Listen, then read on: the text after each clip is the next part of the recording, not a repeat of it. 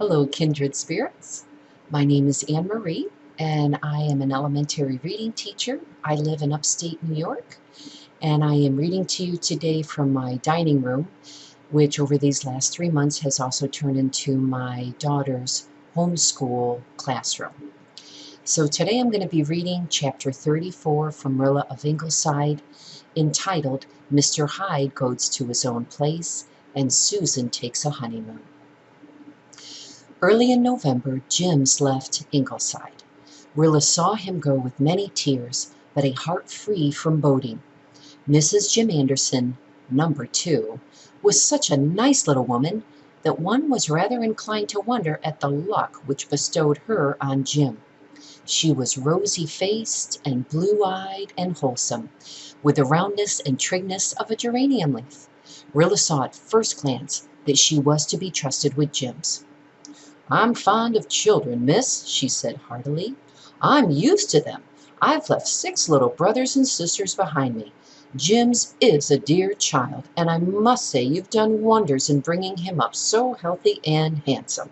I'll be as good to him as if he was my own, miss, and I'll make Jim toe the line all right. He's a good worker.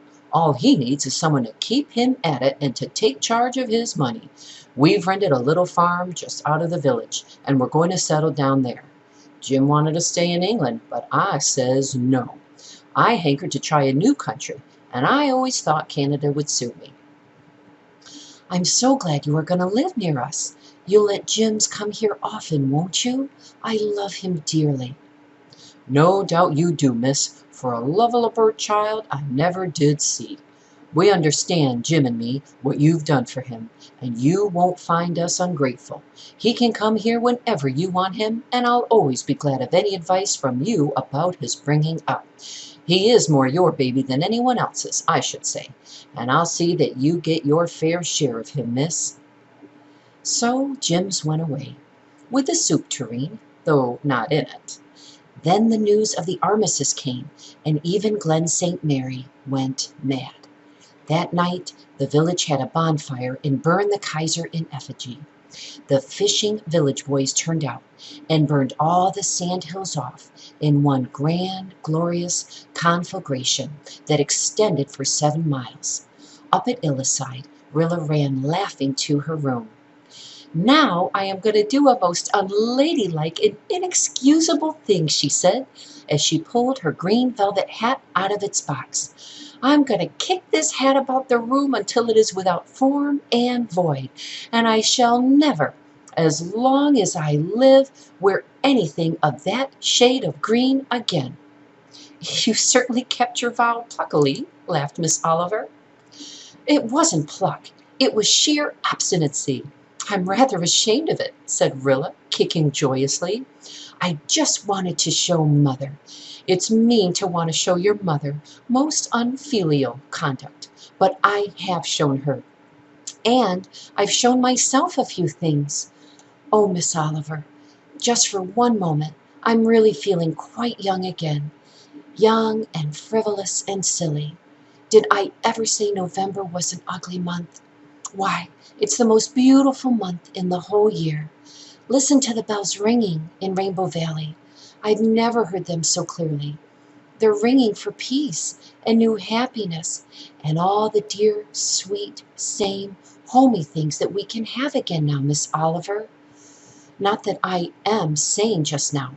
I don't pretend to be. The whole world is having its little crazy spell today. Soon we'll sober down and keep faith and begin to build up our new world. But just for today, let's be mad and glad." Susan came in from the outdoor sunlight, looking supremely satisfied. "Mr. Hyde is gone," she announced. "Gone? Do you mean he is dead, Susan?" "No, Mrs. Doctor dear, that beast is not dead, but you will never see him again. I feel sure of that." "Don't be so mysterious, Susan. What has happened to him?" "Well, Mrs. Doctor dear, he was sitting out on the back steps this afternoon. It was just after the news came that the armistice had been signed, and he was looking his Hydest. I can assure you he was an awesome-looking beast. All at once, Mrs. Dr. Dear, Bruce Meredith came around the corner of the kitchen walking on his stilts. He has been learning to walk on them lately, and came over to show me how well he could do it. Mr. Hyde just took a look, and one bound carried him over the yard fence. Then he went tearing through the maple grove in great leaps with his ears laid back. You never saw a creature so terrified, Mrs. Dr. Dear. He has never returned. Oh, he'll come back, Susan, probably chastened in spirit by his fright. We will see, Mrs. Dr. Dear. We will see. Remember, the armistice has been signed. And that reminds me that Whiskers on the Moon had a paralytic stroke last night. I am not saying it is a judgment on him, because I am not in the counsels of the Almighty, but one can have one's own thoughts about it. Neither Whiskers on the Moon or Mr. Hyde will be much heard of in Glen St. Mary, Mrs. Dr. Dear, and that you may tie to. Mr. Hyde certainly was heard of no more. As it could hardly have been his fright that kept him away, the Ingleside folks decided that some dark fate of shot or poison had descended on him, except Susan, who believed and continued to affirm that he had merely gone to his own place. Rilla lamented for him, for she had been very fond of her stately golden pussy, and had liked him quite well in his weird Hyde moods as in his tame Jekyll ones. And now, Mrs. Dr. Dear, said Susan, since the fall house cleaning is over and the garden truck is all safe in the cellar, I am going to take a honeymoon to celebrate the peace. A honeymoon, Susan? Yes, Mrs. Dr. Dear, a honeymoon, repeated Susan firmly. I shall never be able to get a husband, but I am not going to be cheated out of everything, and a honeymoon I intend to have. I am going to Charlottetown to visit my married brother and his family. His wife had been ailing all the fall, but nobody knows whether she is going to die or not. She never did tell anyone what she was going to do until she did it. That is the main reason why she was never liked in our family. But to be on the safe side, I feel that I should visit her. I have not been in town for over a day for 20 years, and I have a feeling that I might as well see one of those moving pictures there is so much talk of, so as not to be wholly out of the swim.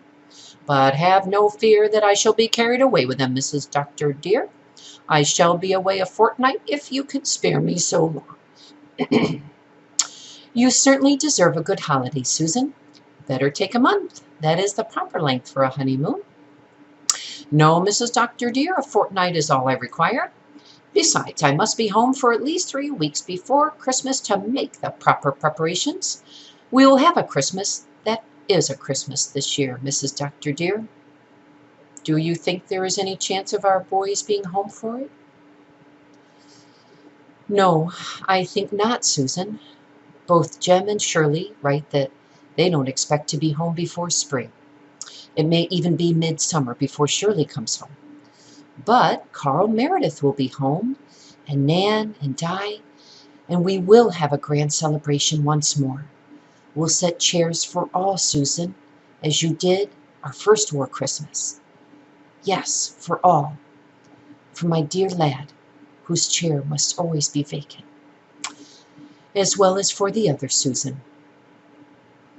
It is not likely I would forget to set his place, Mrs. Dr. Dear, said Susan, wiping her eyes as she departed to pack up for her honeymoon.